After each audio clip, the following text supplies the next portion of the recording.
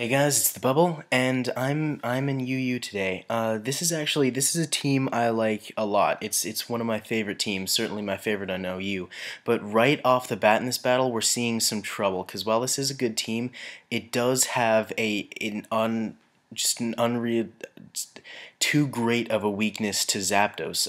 Darmanitan is generally the one to take out Zapdos if it ever comes out, but without Stealth Rocks, it's difficult for Darmanitan to one-hit KO this Zapdos, and Darmanitan gets taken out pretty quickly. So I'm going to send in my Bronzong to try to get Stealth Rocks up. He uses Roost, which is really inconvenient because that means that the Zapdos might actually be around for a little while. And as I said, Zapdos is a really big problem because Bolt Wave, that is Thunderbolt and Heat Wave, pokes a lot of holes in my team's coverage because a lot of the Pokemon are either resistant to electric or fire types and not both.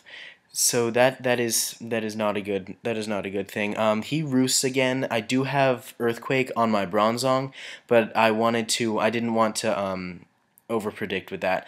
But so he uses Heat Wave and misses. And this I got off a Toxic, which is probably going to do more damage than the Earthquake. But so this was either really good predicting or sheer dumb luck. But given my opponent, I'm gonna go ahead and say that it was predicting. He got off he saw my going to Suicune because he missed with the Heat Wave, and he got off a Thunderbolt on the Suicune.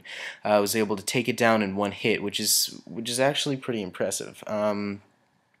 So I'm gonna send in my Crobat to lure out. I'm gonna try to get him to lure out a to get him to use a Thunderbolt, but so that I can send him my Shaman to have it be resistant. But he uses a Hidden Power Ice, I'm pretty sure, which is that was a really good move because it covered all of his bases, so that like just in case I switched to a Pokemon that was resistant to Heat Wave, he'd be able to still get it super effectively. Anyway, so his Zapdos is going to go down, and he sends in Starmie, and this time he actually overpredicts.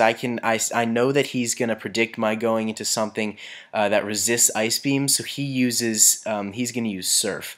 Sometimes being too good at predicting isn't a good thing. Starmie faints, critical hit, but almost certainly unnecessary. I call that he's going into Magnezone, so I'm going to send in my Bronzong. My opponent doesn't actually know yet that I have Earthquake, and he thinks he's golden because my Bronzong is a Steel type, and the goal of Magnezone really is to trap Steel types and set up on them. But I have Earthquake, and these days Magnezone doesn't often carry Magnet Rise. So he's just going to go off and he's going to hit me with a Hidden Power because he doesn't want any of his other Pokemon to get hit, or I guess he just doesn't want to switch out. So I'm gonna hit that Magnezone with an Earthquake, double super effective, but it is a Bronzong, so it's not actually going to do that much damage. He gets healed with the leftovers, but unless he switches, he's definitely going down next turn. He opts not to switch. He figures it's better to that switching out the Magnezone just is not worth it. It's better to just sack the Magnezone and get that damage in on my Bronzong. So that happens, and Magnezone will faint. It was probably the best decision on his part to let go of the Magnezone. So my opponent's going to send in a Gallade.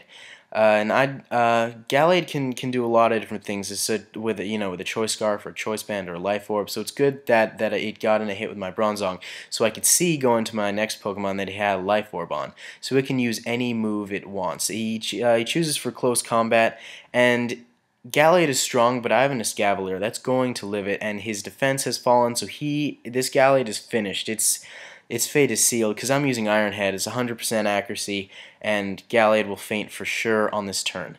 So Gallade goes down now. Heracross comes out. Heracross is in a very similar situation with Gallade. It's good. It's good for me to have it hit something first, so I can find out what it's holding.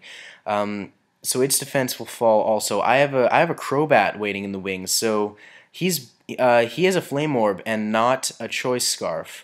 So this Heracross is all but finished. After a Brave Bird, it will go down for sure. Double weakness, not very high defense, and its defense has fallen because of close combat.